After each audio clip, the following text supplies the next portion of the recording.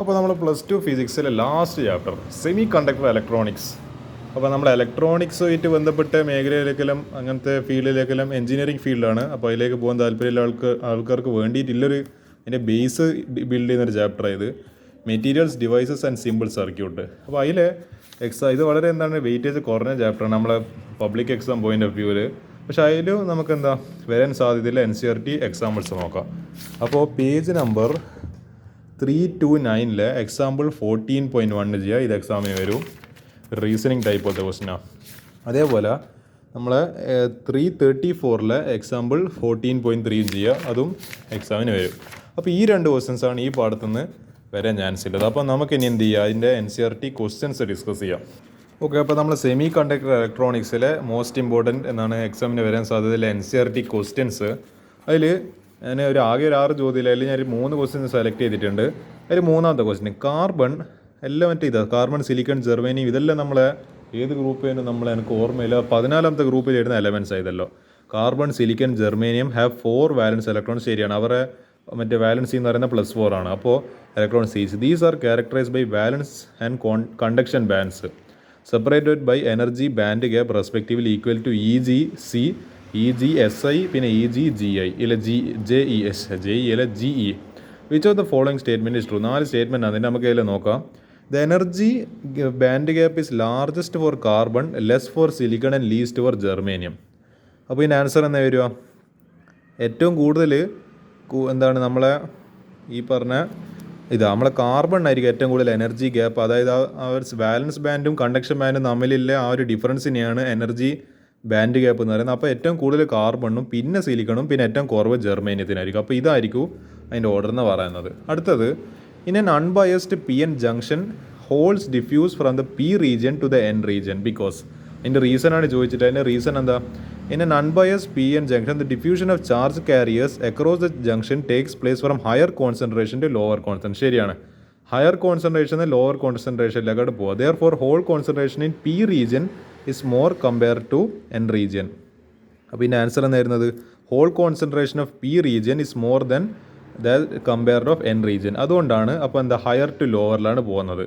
അതുകൊണ്ടാണ് like higher to ലോവറിൽ പോകുന്നതുകൊണ്ട് concentration കൂടിയ P ജംഗ്ഷനിൽ കോൺസെൻട്രേഷൻ കുറഞ്ഞ N ജംഗ്ഷനിലേക്കാണ് പോകുന്നത്. അതുകൊണ്ടാണ് PN ജംഗ്ഷനിൽ ഹോൾ എവിടുന്ന ഡിഫ്യൂസ് ആവുന്നത്? P റീജിയൻ N റീജിയനിലേക്ക്. അടുത്തത് ഇതേപോലത്തെ ഒരു 1 മാർക്ക് ടൈപ്പ് ക്വസ്റ്റ്യൻ ആണ്.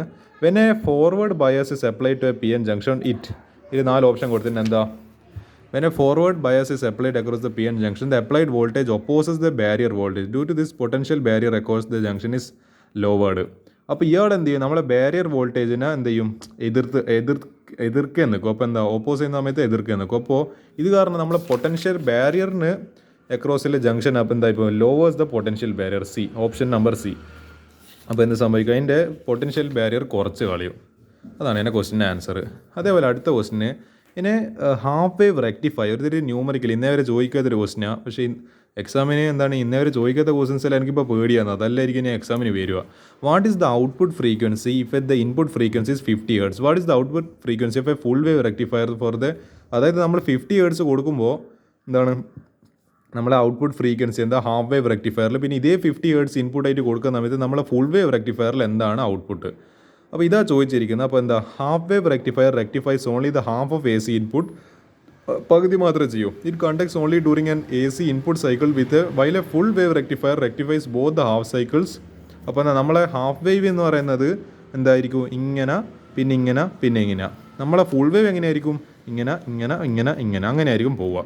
ഇതാണ് ഹാഫ് വേവും ഫുൾ വേവും തമ്മിലുള്ള വ്യത്യാസം.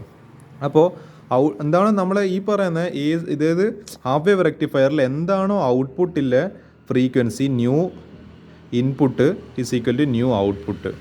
അപ്പോൾ 50 ആവുന്ന സമയത്ത് ഇത് 50 ആവുന്ന സമയത്ത് പുറത്തേക്ക് വരുന്നത് 50 ആയിരിക്കും. അപ്പോൾ ഇവിടെ 50 ഹെർട്സ് ആണെങ്കിൽ ഇവിടെയും 50 ഹെർട്സ്, സിമ്പിൾ. അതേപോലെ നമ്മളെ ഔട്ട്പുട്ട് ഫ്രീക്വൻസി വരെ ഫുൾ വേവ് റെക്ടിഫയർ ഹാഫ് വേവിൽ 50 ആവുന്ന സമയത്ത് ഇൻപുട്ട് ആവുന്ന സമയത്ത് 50 തന്നെ ഔട്ട്പുട്ടിൽ. ഫുൾ വേവിൽ എന്താ സ്ഥിതി? Nu input for full wave is equal to 2 into nu output of full wave എന്ന് പറയുന്നത് 2 ഇൻറ്റു ന്യൂ ഇൻപുട്ടാണ്. അതായത് നമ്മൾ എത്രയാണോ ഇതിൽ ഇൻപുട്ട് കൊടുക്കുന്നത് അതിൻ്റെ ഡബിൾ ആയിരിക്കും ഔട്ട്പുട്ട്. അപ്പോൾ 2 ഇൻറ്റു 50 100 ഹെർട്സ്. ഇതായിരിക്കും ആൻസർ. അത്ര സിമ്പിളായിട്ട് ചെയ്യാൻ പറ്റും. ഇത് 2 മാർക്കിന് ചോദിക്കാം. The P N photo diode is fabricated from a semiconductor with a band gap of എത്ര തന്നിട്ടുണ്ട് 2.8 ഇലക്ട്രോൺ വോൾട്ട്.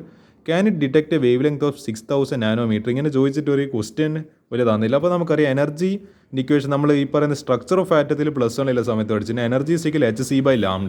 അപ്പോൾ എന്താ നമ്മളെ പ്ലാങ്ക്സ് കോൺസ്റ്റന്റ് 6.6 × 10⁻³ ഈ വാല്യൂയിൽ ഓർമ്മയുണ്ടോ? ഇതെല്ലാം പ്ലസ് 1 പഠിച്ചതാണ്. അപ്പോൾ എന്താ ഇൻറ്റു സി എന്ന് പറയുന്ന speed of light 3 × 10⁸ divide by lambda എന്ന് പറയുന്ന 6000 ഇൻറ്റു എന്ത് ചെയ്യണം 10⁻⁹ കാരണം നാനോമീറ്റർ. അപ്പോൾ നാനോമീറ്ററിനെ മാറ്റണം.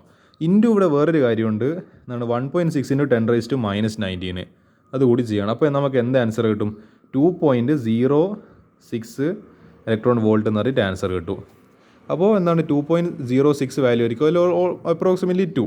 അപ്പോൾ എന്താ the band gap is 2.8 electron volt and energy is less than, അതായത് ഈ പറയുന്ന വാല്യൂ ഈ കിട്ടിയ ഇലക്ട്രോൺ വോൾട്ട് എന്തിനെക്കാട്ടും കുറവാണ് ഈ 2.8.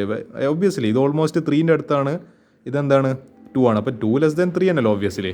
അപ്പോൾ എന്താ so P N junction cannot detect the radiation. അപ്പോൾ ഇത് ഗിവൺ. അപ്പോൾ ഇതിനെന്ത് ചെയ്യാൻ പറ്റും? ഇതിൻ്റെ എനർജി എന്താണ് ബാൻഡ് ഗ്യാപ്പിൽ എനർജീനെക്കാട്ടും കുറഞ്ഞതായതുകൊണ്ട് ഇയാൾക്ക് 6000 നാനോമീറ്ററിലെ എന്താണ് വേവ് ലെങ്ത്തിനെ എന്ത് ചെയ്യാൻ പറ്റില്ല, കണ്ടുപിടിക്കാൻ വേണ്ടി പറ്റില്ല. അതാണ് ഈ ക്വസ്റ്റ്യൻ ആൻസർ. ഓക്കെ, അപ്പോൾ ആ ക്വസ്റ്റ്യൻസ് എല്ലാം കഴിഞ്ഞിട്ടുണ്ട്. ഇനി NCERT എക്സാംപ്ലറിൽ ഒരു ക്വസ്റ്റ്യൻ കൂടി ഡിസ്കസ് ചെയ്തിട്ട് പാഠം ഞാൻ അവസാനിപ്പിക്കാൻ പോണ്. The end of this chapter. Can the potential barrier across a P N junction be measured by simply connecting a volt meter. നമുക്ക് വെറുതെ ഒരു വോൾട്ട് മീറ്റർ നോർമൽ കണക്ഷൻ കൊടുത്തു കഴിഞ്ഞാൽ നമുക്ക് ആ പൊട്ടൻഷ്യൽ ബാരിയർ ഒരു പി എൻ ജംഗ്ഷൻ്റെ ഇടയിൽ കിട്ടുമെന്നാണ് ചോദിക്കുന്നത്. അതിൻ്റെ ആൻസർ വളരെ വ്യക്തവും ശക്തമായിട്ട് പറയുന്നുണ്ട്. We cannot measure the potential barrier across a P N junction by a volt meter because the resistance of volt meter is very high as compare the junction resistance. ഇതിലുണ്ടാവുന്ന ഈ പി എൻ ജംഗ്ഷൻ്റെ, അതായത് ഇങ്ങനൊരു സാധനമാണ് ഇത്. എനിക്ക് തോന്നുന്നത് ഇത് P region, ഇത് എൻ റീജിയൻ, അങ്ങനെ തന്നെ എനിക്ക് ഓർമ്മ.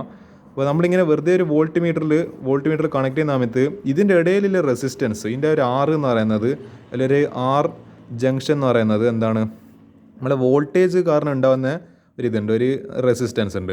അപ്പോൾ എന്താ resistance of volt metre, resistance of volt greater than, very greater than എന്താണ് റെസിസ്റ്റൻസ് ഓഫ് ജംഗ്ഷന്. ഈ കാരണം കൊണ്ട് തന്നെ എന്ത് നടക്കില്ല, നമുക്ക് വെറുതെ ഒരു വോൾട്ട് മീറ്റർ കണക്ട് ചെയ്തുകൊണ്ട് നമുക്ക് ഈ പറഞ്ഞ പൊട്ടൻഷ്യൽ ബാരിയർ അല്ലെങ്കിൽ ആ പൊട്ടൻഷ്യൽ ആ പറയുന്ന വോൾട്ട് സാധനം നമുക്ക്, വോൾട്ട് ആണല്ലോ നമ്മളെ പൊട്ടൻഷ്യലിൻ്റെ യൂണിറ്റ്, ആ വോൾട്ടേജ് നമുക്ക് കണ്ടുപിടിക്കാൻ വേണ്ടി പറ്റില്ല. അതായിരിക്കും ഇതിന് ആൻസർ. അപ്പോൾ ഇത്ര ക്വസ്റ്റ്യൻസ് ഈ ഒരു ചാപ്റ്ററിലുള്ളൂ. നല്ല എന്താ പറയുക, എഞ്ചിനീയറിംഗ് ഫിസിക്സ് അല്ലെങ്കിൽ ഇലക്ട്രോണിക്സുമായിട്ട് ബന്ധപ്പെട്ടിട്ട് എന്താണ് ആ മേഖലയിലൊക്കെ പോകുന്ന ആൾക്കാർക്ക് എന്താണ് ഇങ്ങനത്തെ ചാപ്റ്റർ വളരെ യൂസ്ഫുൾ ആയിട്ടുള്ളൊരു ചാപ്റ്ററാണ്. It's a very nice chapter. അപ്പോൾ എന്ത് ചെയ്യുക, ഈ ചാപ്റ്റർ മര്യാദയ്ക്ക് പഠിക്കുക.